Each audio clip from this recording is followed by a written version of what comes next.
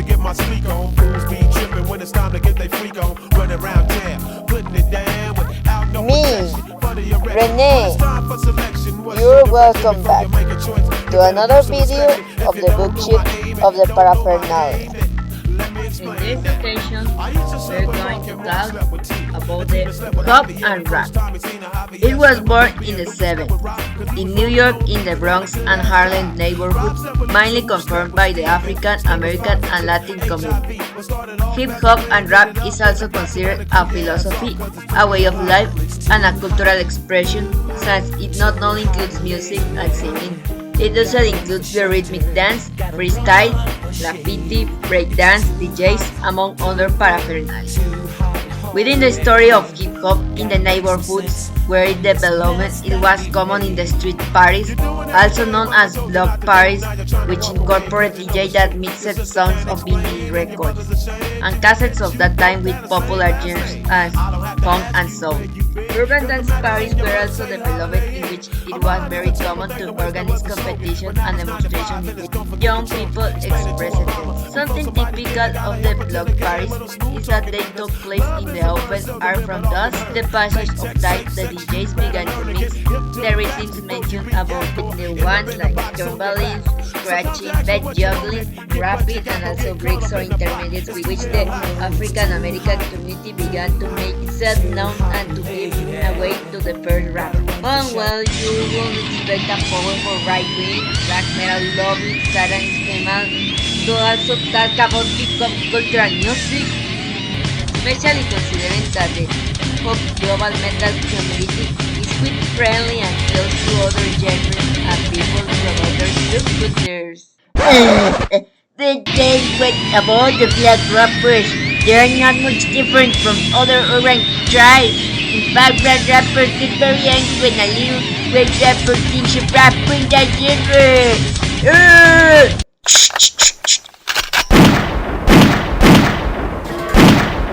Yeah, shut up, shut up, shut up, shut up, shut up, and shut up again. Now I'm a stupid asshole on duty who only says very obvious things with the intention of becoming an intellectual. Hey, Rénne, do you want to? I can now narrate in my own way. Strange, of course, but without other interference. And yes, for years I have been aware that both rappers and metalheads get mad when they start to hear at least one sentence of any opinion that comes out of their comfort zone. But that's another matter. Beforehand, I will clarify once and for all that although I am a hard fan of rock and metal, being a very intelligent person, I can enjoy different genres of music as long as it is interesting and new. Now that I have put my dog spirit aside, we have to continue with the presentation. In the late 70s, in the Bronx, Brooklyn, and Queens neighborhoods, there was a boom of marginality among the African American and Latin community. Poverty and lack of opportunities was as common as extreme violence, drug trafficking, and crime, due to a context that did not allow young people to aspire to a different situation or other alternatives. Obviously, they got involved in gangs or selling drugs to cope with the hostile environment they had to live in. Civil rights, through hip hop, dances, graffiti, on murals, and lyrics were able to convey the complicated situation of the neighborhoods.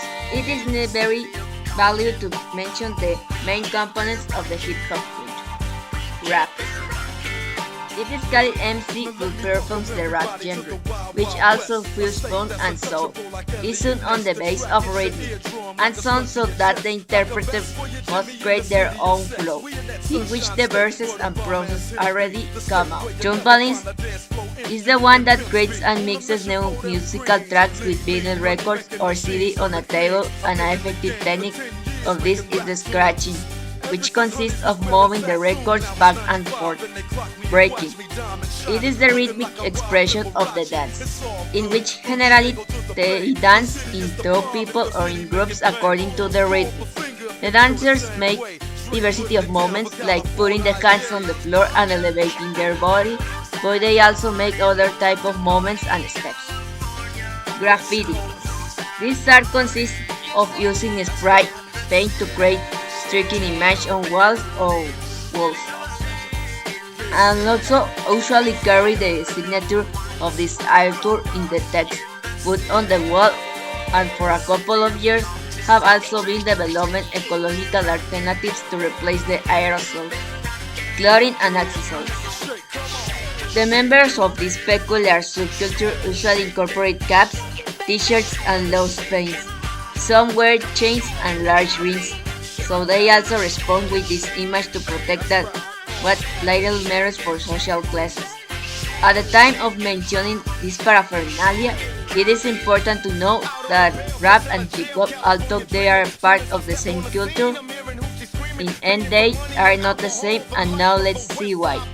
Hip hop encompasses movement and cultural expression, like the other elements mentioned above, such as graffiti, DJs, parties, and so on.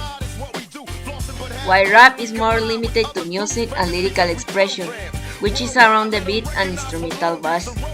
They are usually confused to the fact that when listening to rap and hip hop, because within the subculture almost everyone involved dabbles in rap to make known their experience, their perspective of the world as well as feelings and emotions. Duh. You know, wherever you talk about artists and writing, many people always say they want to express their emotion and feelings and then say something else. Sucks. Well. I'm returning to normality. Adding that the police and institutions, given corruption and inefficiency of the system due to poor education and the denial of jobs to the African American community for racial and classic reasons, due to all of this artistic process, this managed to upset society and the authorities.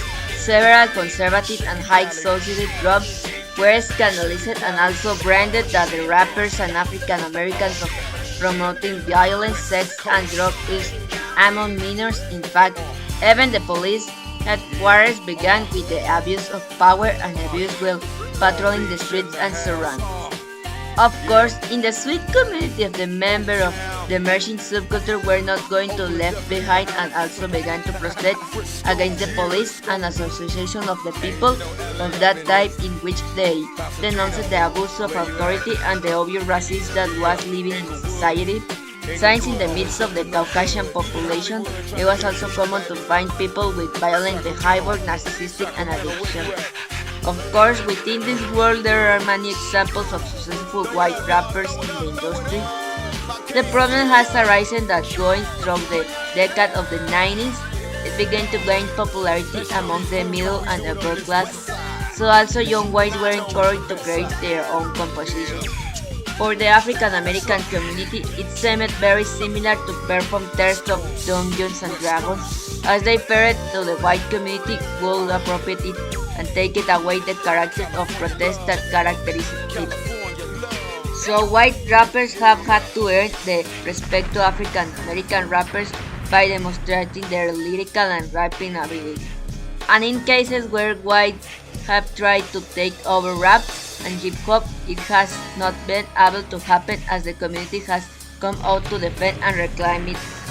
Like other musical genres such as rock and heavy metal, rap has faced multiple accusations and accusations from the more conservative population that labeled the music as a promoter of violence and drug addiction, when in fact it was a genre that was born as an effect of those same problems.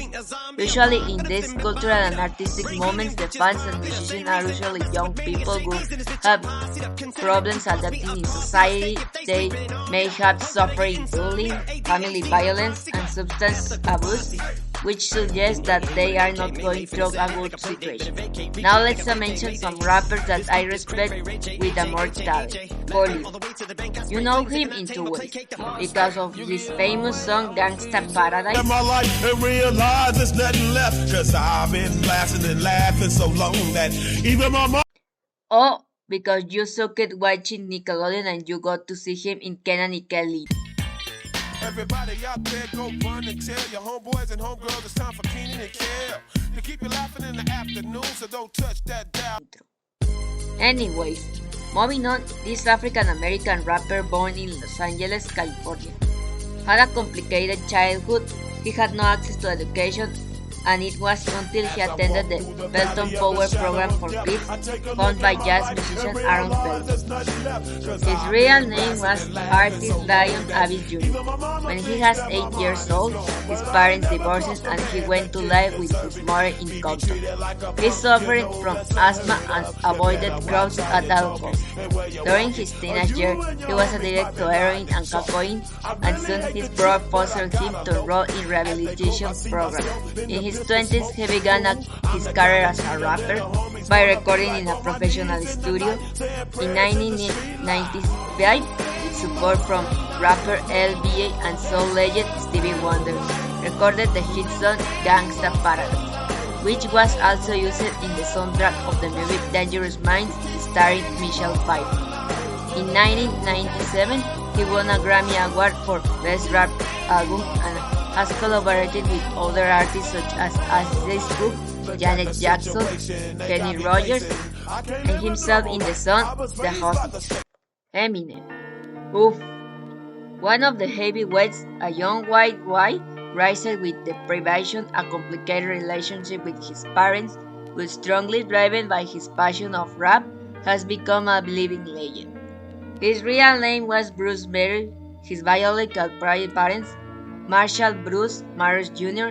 and Deborah Ray Nelson, were members of the band Daddy Warbucks and used to travel into a band to give their shows in the different cities. When his father separated from his mother, Bruce used to write a lot of letters to his father, but his father always wrote them back. He was never a good student, and at the age of 17, he dropped out of school. It was at the time that he had a complicated relationship with his mother. She also gave lodging to his girlfriend Kim Scott, and from then on this man who would rather be known as Eminem would have problems with drink. The mother would take advantage of his salary when he came back from working from Little Caesar. After he and Kim had their first daughter Haley, their relationship had many problems. And even being already famous, he discovered that she had been unfaithful with another man. Added to the weight of managing his career as a rapper and his unexpected success, only ended up destroying their relationship, despite that he adored his daughter and later had 2 other children. To become the god of the rap, he had to go through the difficult path, as the African American community was very jealous of this genre. He was always singled out as the white boy, but that did nothing but push Eminem to rap better. In fact, he had started since he was 14 years old, with his friend Mike Ruby adopting the pseudonyms of Manix and MM, and they frequented the underground rap battles. In 1997, he recorded his first EP, The Slim Shady, with which he presented his alter ego, Slim Shady, as a sexual, aggressive, and vulgar individual with which Eminem unloaded all his frustration. Also 1999 and 20, he recorded the Marshall Mathers Elves and released in May 25. Aftermath Entertainment, the production company of Dr. Dre and member of NWA, member who say Eminem had tremendous potential, and the rest is story. Eminem's style of rapping and performing encompasses satirical lyrics about society.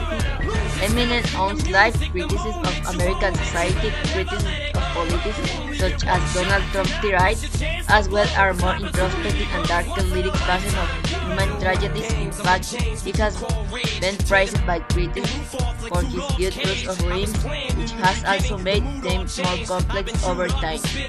He even acted in his own 22 biographical film, 8 Mile, honoring his marginal life in Detroit, in which he collaborated in the soundtrack, and his song Lose Yourself won the Oscar for Best Original Song in 23. Cancerbero. The mythical Venezuelan-speaking rapper born as Tyron Jose González Orama in Caracas, Venezuela. In 1988, At the age of 4, he moved with his family to a neighborhood of a Palo Negro called Las Ánimas de There me falta el aire.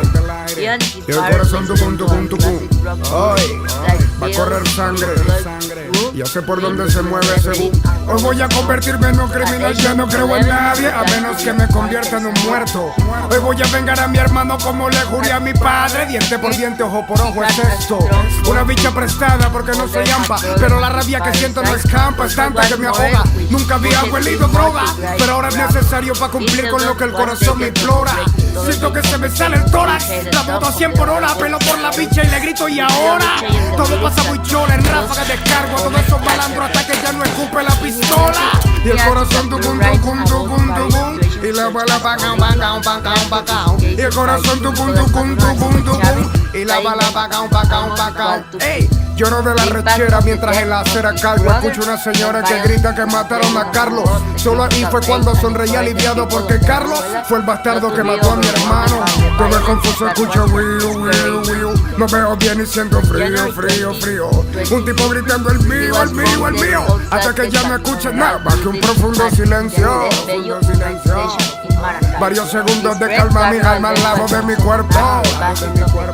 Me dije, aún no he ido al más allá. Siento un olor a perfume, veo una luz en un túnel, un fuego que me consume y se empezaba a ver atrás. No dejaré que me abrume el fuego, seguiré hacia el túnel, pensé, pero seguir no pude porque me alaron para atrás, cayendo en picá.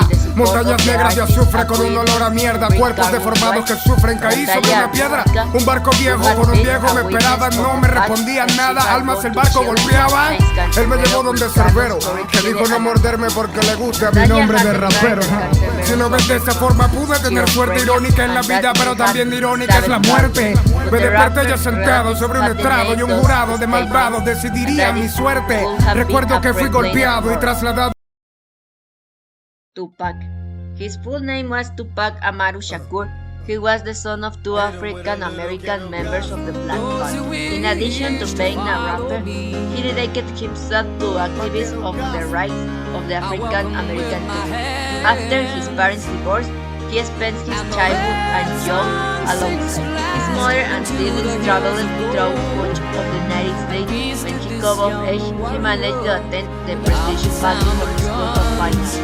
Despite coming from low-income family, in 1988 he met Shock, leader of Digital Underground, an alternative pop band from Oakland, California, as a dancer. In 1991, he released his first EP, detalied, This Is Analisis. And the following year, he released his first album, detalied, to Apocalypse Now, a reference to the book and film of the war veterans, and it became a gold record with the single Brenda's Girl. Thus his career continued to rise, so he developed a side as an actor, participating in fields such as Joyce and Poetic Justice. In 1993, he released his album Street for My God, in which a couple of singles reached the top 15 in the United States. That same year, he was arrested because he was accused of shooting two police officers who were not guilty. There are some members of his crew and Tupac himself were accused of sexual abuse. Even though he was found guilty, he was assaulted in New York and sentenced to 4.5 years in 1995. While he was in prison, his third album, Me Against the World, was released. Before continuing to talk about his career, we have to mention the important fact in the United States. In the 90s, two of the bands were founded most important record producers in hip hop and rap production at that time. Death Row Records, located in Beverly Hills, one of the many Los Angeles counties in California, had at its head a person gangster Suge Knight, who has an expert in making dirty moves to promote his art. In fact, as he had several links with gangs and criminals and with that he managed to put pressure on him. On November 29, 1994, when Shakur was recording in New York, he was attacked while collaborating with rapper Stretch, Freeman, and Terrence and studio and carried out an armed robbery. From there, I made his suspect that they planned to kill him. In the big city of New York, Pitbull Records was founded by Steve Combs, known as Puff Daddy, who was the manager of the rapper Notorious B.I.G., also born in New York and who was a friend of Tupac Shakur. However, Puff Daddy did not see this a covenant, let alone Suge Knight, for their respective levels. The reason why these two rappers fell out was due to the success that both began to have. Shakur representing the West Coast rap in Los Angeles and Biggie representing East Coast rap in New York. Adding to the attack he suffered in September 7, 1996, when he had and Suge Knight left to watch a boxing fight in Las Vegas and got into the car in the middle of the street. They stopped when the traffic light turned on red. Tupac sitting on the passenger right side. Right next to him was a white Cadillac and the rapper turned around. Only he could tell who shot him 4 times in his thigh, right arm, and 2 in his chest. For this incident, Puff Daddy and Biggie were blamed for being involved in this murder. However, this was rolled out when, on March 9, 1997, Biggie was shot by an unknown person in Los Angeles. Tupac lyrics reflected his winsome and social concern. His music came to unite both white and black due to the massive influence he had and in the fact he is considered the most important because other greats like Eminem and Nas got him and he set the standards foundation of the rap. But I think I am going to leave this video up to this point because even I thought I made a very long streak for this video, it really feels short because I like other genres in this grid has a lot of juice to squeeze it as I think. Talk about Death Row Records, Bad Boy Records, and the rivalry that these two created for the West and the East Coast, the group NWA, and many other artists and episodes of hip hop and rap. Without that further ado, we'll see you in the next video of the Paraphernalia shelf.